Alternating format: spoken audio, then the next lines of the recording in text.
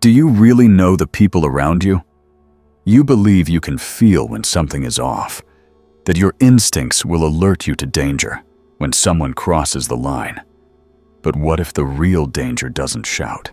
What if it whispers, in silence, in charm, in love? You've spent your life watching for wolves. But Carl Jung warned us, the most terrifying thing is to accept oneself completely. Now imagine the horror when someone doesn't accept themselves at all and uses you to carry what they cannot face. Jung dedicated his life to unveiling the hidden dynamics of the psyche. In The Ego and the Unconscious, he reveals that what truly governs us lies beneath awareness, in the deep, vast waters of the unconscious. This is not just true of you, it's true of everyone.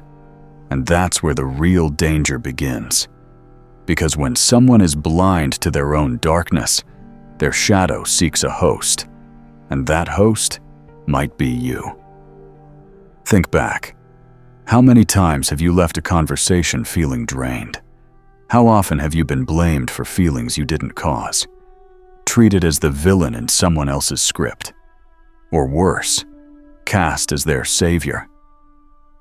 Jung called this projection, a defense mechanism where the unconscious hurls what it cannot accept onto another. From that moment forward, you're no longer a person. You're a mirror, an enemy, a fantasy, a ghost. But the most dangerous part? You don't even realize it's happening. You think you're being kind. You think you're being mature. You think you're helping. But in truth, you are dissolving. And it's not always the ill-intentioned you need to fear. Jung warned us, the greatest dangers to the soul do not come from criminals, but from unconscious people. These are the ones whose traumas are untouched, whose emotions are unexamined, whose desires are buried so deep they erupt sideways. They are not evil, but they are dangerous, and their danger is subtle. It arrives quietly, a sigh, a loaded silence, a vague accusation, until one day you're questioning yourself, not because you've done wrong, but because someone else is living through you. This is how the shadow enters, not through the front door, but through your empathy. And suddenly, you're trying to fix problems that aren't yours, apologizing for feelings you didn't cause, carrying guilt that isn't yours to bear. You're no longer in a relationship. You're in a projection field, a psychic war zone, and you are losing. Jung wrote, "What you do not bring to consciousness will appear in your life as fate. That fate could have a name, a face, a wedding ring, a bloodline. The person who blames you for their feelings, who makes you responsible for their anxiety, who believes their disappointment is your betrayal. This is what Jung would call an unconscious manipulator, not because they intend to harm, but because they are drowning and grabbing you to stay afloat. They don't see you. They see a missing part of themselves, a projection, an archetype, a fantasy. And still, they might be beautiful, sensitive, deep, which makes it harder, because you feel special. You think you can save them, but in trying to save them, you lose yourself. This is the trap. And Jung warned us that symbolic roles, savior, traitor, ideal, are not human roles. They are illusions, and illusions always collapse. So how do you escape? Awareness. You begin to ask, is this emotion mine? Is this guilt mine? Am I being used as a psychic vessel? When you ask these questions, you begin to sever the invisible threads. You begin to reclaim your psyche. And you begin the journey Jung called individuation, the becoming of the true self. But that's only the beginning. Because if the unconscious manipulator drags you into their projection, the bearer of the persona will make you forget who you ever were. In the next chapter, we will explore the tragedy of the perfect mask, the social role that suffocates the soul beneath, the one who lives not to feel, but to appear, and the hidden cost of performing sanity in an insane world. Because the persona isn't just dangerous to others, it's a slow death for the self. Not every prison has bars. Some are made of smiles, of compliments, of applause. And the prisoner inside doesn't even know they're locked in. This is the tragedy of the persona. Jung described it as the mask we wear to meet the world, our social costume, our professional smile, our agreeable nod. Necessary? Yes. But when mistaken for the self, it becomes the most seductive form of self-betrayal. Jung warned, the persona is a system of behavior which is imposed on the individual by the expectations of society. It's what others think you are, what you think you must be. And if worn too long, you forget who you were before the costume. Let me tell you about her. She could be anyone. A woman in her 30s. Let's call her Livia. A marketing director. Charming. Well-dressed. The kind of woman who always had the right words at the right time. Everyone said she was grounded, smart, put together. But no one ever asked her if she was happy, because Livia had become the persona. She had fused so completely with the image that when she was alone, she didn't know how to speak to herself. She didn't even know what she liked anymore. She had played the role so well, she forgot it was a role. And the script? It wasn't even written by her. It came from school, from parents, from society, from survival. This is how the persona is born. You learn early that vulnerability is unsafe, that anger is ugly, that chaos is dangerous. So you trade truth for approval, authenticity for function. But every trade has a cost, and the cost is your soul. Livia woke up one morning and couldn't feel anything. Not sadness, not excitement, not even boredom. Just a fog. A heavy, quiet fog. She had achieved everything the world told her would make her whole. And yet, she was hollow. Because when you live only for performance, you starve the parts of you that can't be choreographed. The spontaneous, the messy, the wild, the child. Jung warned that identifying with the persona blocks the path to individuation. Because instead of diving inward, you orbit others. Their praise becomes your purpose. Their perception becomes your prison. Livia began to question. When did I stop crying in front of others? When did I start saying, "I'm fine," before checking if I was? When did I learn to suppress what I feel, so convincingly that even I can't feel it anymore? And slowly, something cracked. Not violently, but precisely. Like porcelain under pressure, she started to dream. Not nightmares. Symbols. A bird in a cage. A mirror with no reflection. A mask that grew roots into her skin. The unconscious was speaking. And Jung said, the dream is a little hidden door in the innermost and most secret recesses of the soul. Livia knew the mask had to come off, but taking it off wasn't liberation. It was terror. Because underneath was someone she hadn't met in decades. Someone unsure, angry, lonely. Someone human. And that's what the persona steals, your humanity. By making perfection a goal and emotion a weakness, you become a polished corpse, a well-liked ghost. But Livia didn't run. She began therapy. She wrote. She cried, at first in secret, then out loud. She said no to roles that made her disappear. And for the first time in years, she saw herself. Not the version others wanted, not the one she crafted to survive, but the one that was waiting all along, beneath the silence, beneath the fog. Jung called this emergence the call of the self, not the ego, but the inner totality that wants to become whole. And it begins when the mask shatters. But freedom comes with a price, because everything we lock away behind the mask doesn't disappear. It gathers in the dark, and one day, it returns. In the next chapter, we will walk into the realm of the shadow, where all repressed emotions wait to be known. The hatred you deny, the envy you rationalize, the desire you shame.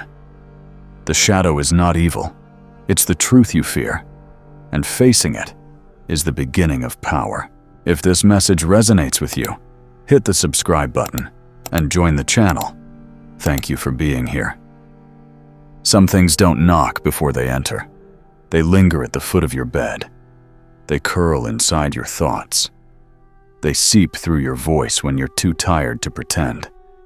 This is the shadow, not a metaphor, not a mood, a psychic reality. Carl Jung spent a lifetime warning us. The shadow is that which the ego does not want to acknowledge in itself. And the more we refuse to see it, the more it controls us. Livia's descent had begun. The mask had cracked, and now the thing she spent decades hiding from was standing in the room with her, watching, waiting.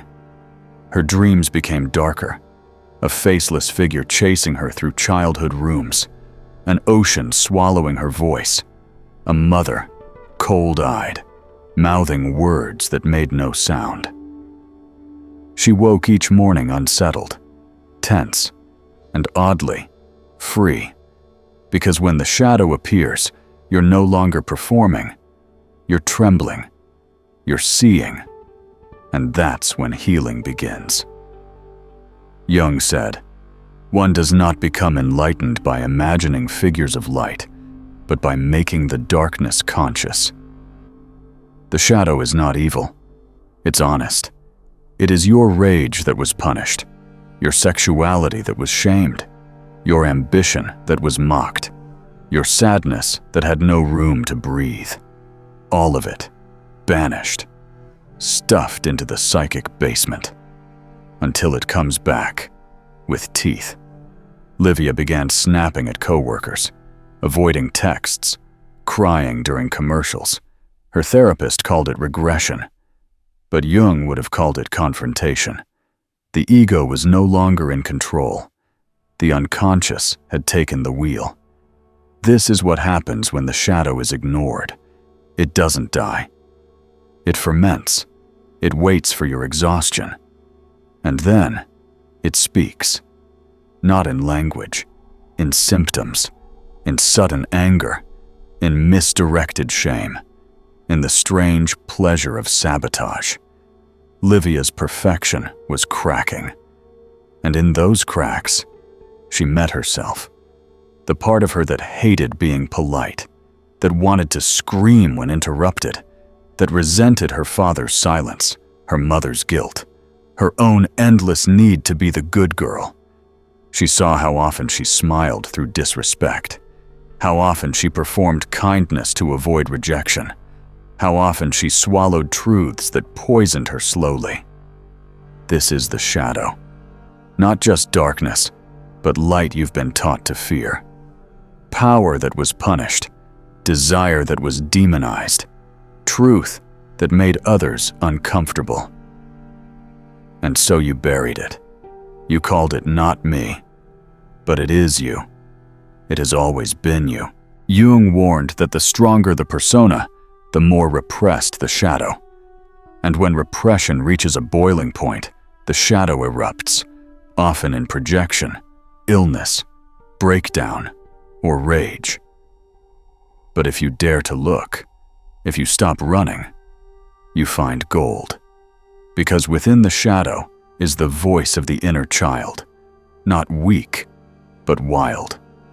The one who once danced before shame taught stillness. The one who raged before fear taught silence. The one who dreamed before betrayal taught control. Livia began to write letters to that child. At first, the words trembled. "I'm sorry I ignored you. I'm sorry I called you too much. I'm sorry I wore a mask to be loved." And slowly, something shifted. Her posture softened. Her eyes brightened. Her laughter, raw, clumsy, real, returned. This is the paradox Jung offered. In each of us, there is another whom we do not know. To meet that stranger is to risk everything you thought you were and gain everything you were meant to become. But before integration, there is confrontation. And for some, the confrontation never happens. Because the next danger is quieter than rage and more destructive than denial. It is morality, polished, rigid, weaponized, and behind it hides the most repressed shadow of all. In the next chapter, we'll explore the moral controller, the one who punishes not through chaos, but through virtue. Because not every executioner carries a sword. Some carry a cross. Not every prison is built from lies. Some are constructed from virtue, from rules, from shoulds and musts. And inside those walls lives the most deceptive shadow of all, the moral controller. Carl Jung observed that morality, when unconsciously clung to, can be one of the most dangerous forces in the human psyche. Because when we use it to avoid our own darkness, it becomes a weapon. Livia met that weapon in her mother, a woman of discipline, God-fearing, proper, respected. The kind of woman who said grace at every meal, but never once said, "I love you." Her home was orderly, clean, predictable. But beneath that symmetry, an emotional wasteland. You didn't raise your voice in that house. You didn't cry too loudly. You didn't talk about sex, or anger, or dreams that didn't involve sacrifice. Livia learned young. Being good was the only way to be loved, and being good meant being small. Her mother never shouted. She didn't need to. Her silence could shrink you. Her sighs could shame you. And if you disobeyed the unspoken laws, you weren't punished with words. You were exiled emotionally. This is the strategy of the moral controller. They don't attack the body. They wound the soul. By positioning themselves as morally superior, they make your humanity feel like sin. Jung said, "People will do anything, no matter how absurd, to avoid facing their own souls." And one of the most elegant ways to avoid the soul is to replace it with moral performance. The moral controller is not just critical. They are convinced of their righteousness. They say they are correcting, guiding, saving. But what they're truly doing is projecting their disowned darkness onto others. Livia once wore a red dress to a family dinner. Not tight, not short, just red. Her mother didn't say a word, just a glance. A long, deliberate look, followed by the phrase, "You used to be more modest." She felt shame flood her chest. Not because she had done anything wrong, but because she was no longer aligned with the image her mother needed to maintain. This is how morality becomes a mask, not to serve the soul, but to hide it, and worse, to control others. The moral controller sees sin in joy, pride in confidence, rebellion in authenticity. They are allergic to spontaneity because they have strangled their own. Jung explored this duality in his analysis of the Christ and Antichrist archetypes. The idea that what we reject as evil is often just the part of us we've refused to integrate. And so the moral controller doesn't just dislike you. They fear you, because you reflect the freedom they lost, the shadow they buried. Livia came to see this not as cruelty, but as fear. Her mother was not evil. She was fractured, terrified of her own emotional chaos. So she built a cathedral of rules to keep the wild parts out. But nothing wild dies quietly. It waits, it whispers, and when suppressed long enough, it turns moralism into control and love into judgment. Livia began to set boundaries, soft ones at first, short visits, saying no, letting silence fall without rescuing it. And when the guilt came, as it always did, she asked herself, is this guilt mine or inherited? This is what Jung called active imagination, the conscious dialogue with unconscious material, not to destroy it, but to integrate it. You don't heal the moral controller by becoming one. You heal by refusing to shrink under their judgment, and by daring to live messily, truthfully, fully. Livia understood that forgiveness didn't mean pretending. It meant seeing the wound behind the control, the child behind the judgment.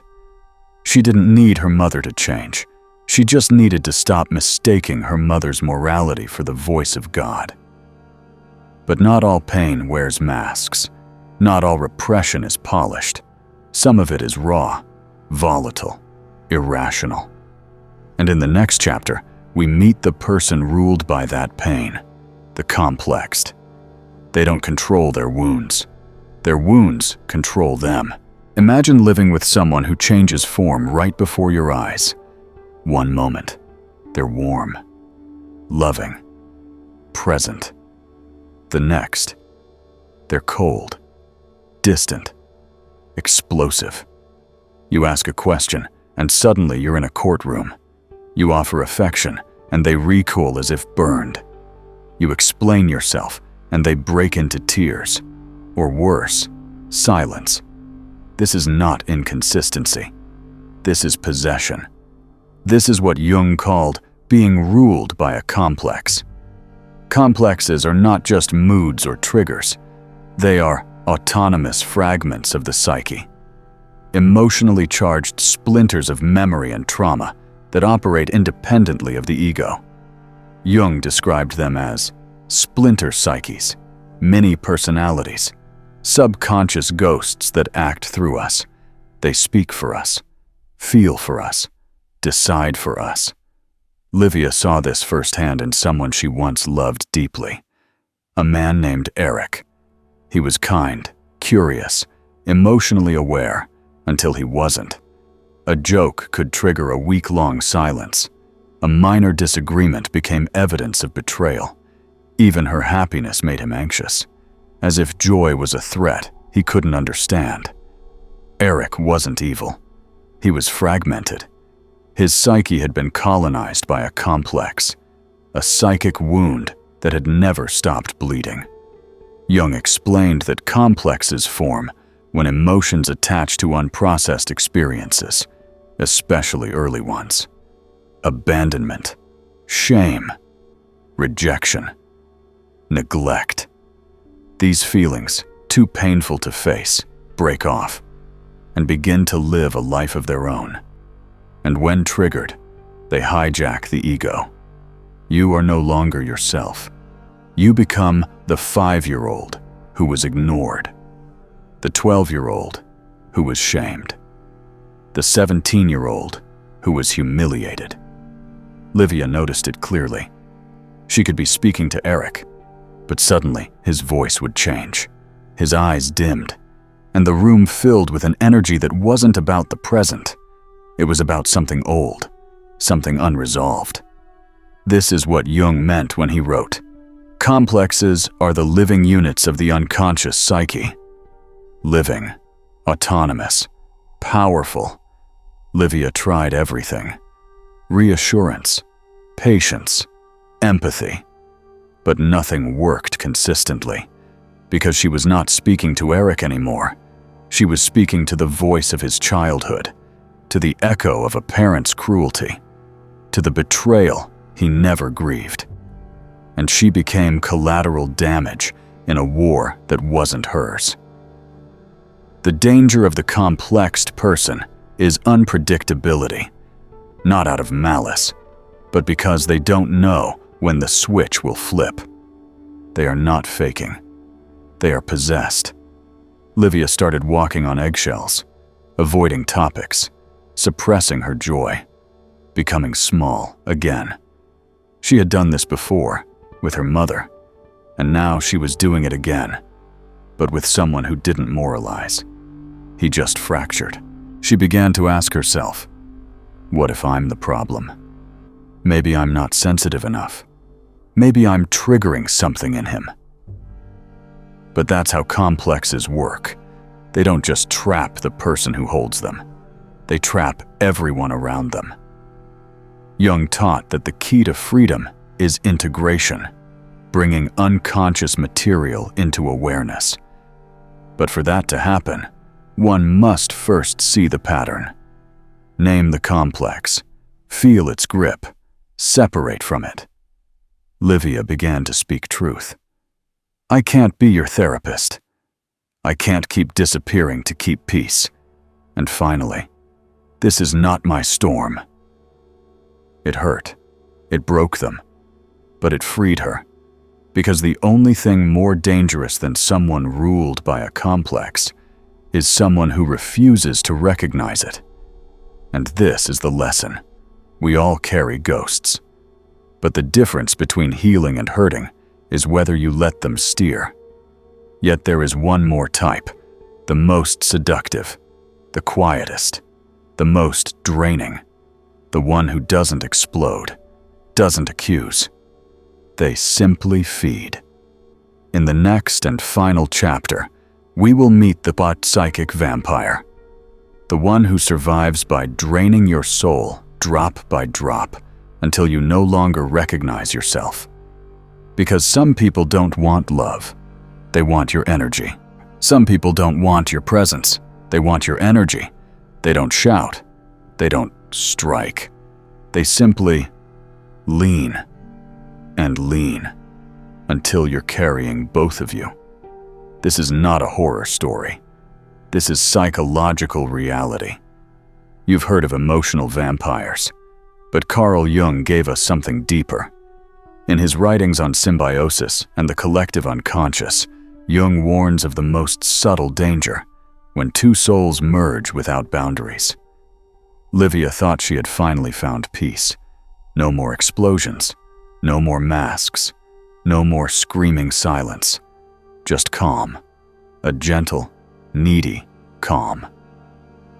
She met Naomi in a meditation circle. She was sweet, quiet, wounded, and Livia, still healing herself, opened her arms. At first, it felt beautiful. Late-night conversations, endless texts, the kind of intimacy that feels like soul recognition.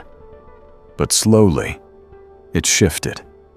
Every bad day Naomi had, Livia was expected to fix. Every unmet need, Livia was expected to meet. Every boundary was labeled abandonment. And yet, there was no abuse, no violence, just hunger. Naomi didn't know how to be alone. She didn't want space. She wanted fusion. And in Jungian language, this is the essence of the psychic vampire. Jung described these bonds as unresolved symbiotic relationships, where one person never fully differentiates from the other, where the self dissolves, and what's left is an emotional dependency disguised as connection. Naomi didn't take from Livia violently. She took by needing. Always needing. And Livia, still healing from years of guilt, gave. And gave. Until one day, she didn't recognize her own thoughts anymore. Her calendar was full, but none of the plans were for her. Her phone buzzed constantly, but none of the messages nourished her. She was surrounded, but completely alone. This is how the psychic vampire operates, not with cruelty, but with need so profound, it becomes a black hole. And every act of empathy feeds the void. Jung wrote, "The greatest burden a child must bear is the unlived life of its parents." But this doesn't apply only to children. Sometimes we carry the unlived lives of friends, lovers, siblings, out of love, out of loyalty, out of guilt. But you are not here to carry another's soul. You are here to live your own, to protect its contours, its voice, its silence. Livia realized this slowly. First, through exhaustion, then resentment, then, finally, rage. And that rage wasn't wrong. It was sacred. It was the self crying out, "Enough." She pulled away, not with cruelty, but with clarity. She said, "I love you, but I'm not your oxygen. I can walk with you, but I cannot carry you." Naomi, of course, collapsed, accused, grieved. And that's the trap. Because when you leave the psychic vampire, they make your boundaries feel like betrayal. But it's not betrayal. It's liberation. And it's how individuation begins. Because individuation isn't a spiritual hashtag. It's a war. A quiet war against every false self you've ever inherited. The manipulator, the mask bearer, the moralist, the complexed, the vampire. All of them, at some point, may have lived inside you. Jung never said the unconscious was bad. He said it was vast, and if ignored, it becomes fate. But if faced, it becomes power. A power rooted not in dominance, but in wholeness. Livia's story is not rare. It is yours. It is mine. It is the path of the wounded who refuse to remain asleep. It is the call to sovereignty, not over others, but over your own psyche. So ask yourself, what have I swallowed to be loved? What have I denied to be safe? What have I become to survive? And is it time to stop surviving? The unconscious is not your enemy. It is your map. It is your myth. It is the treasure buried under your greatest fear. You are not here to be consumed. You are here to remember. What Jung called the self, the totality of all you are, known and unknown. So take the first step. Name the patterns. Break the spell. Choose freedom. Because the real danger isn't in others. It's in never knowing who you truly are. And if you've made it this far, then the unconscious has already begun to wake. Subscribe if you're ready to reclaim your mind and your soul.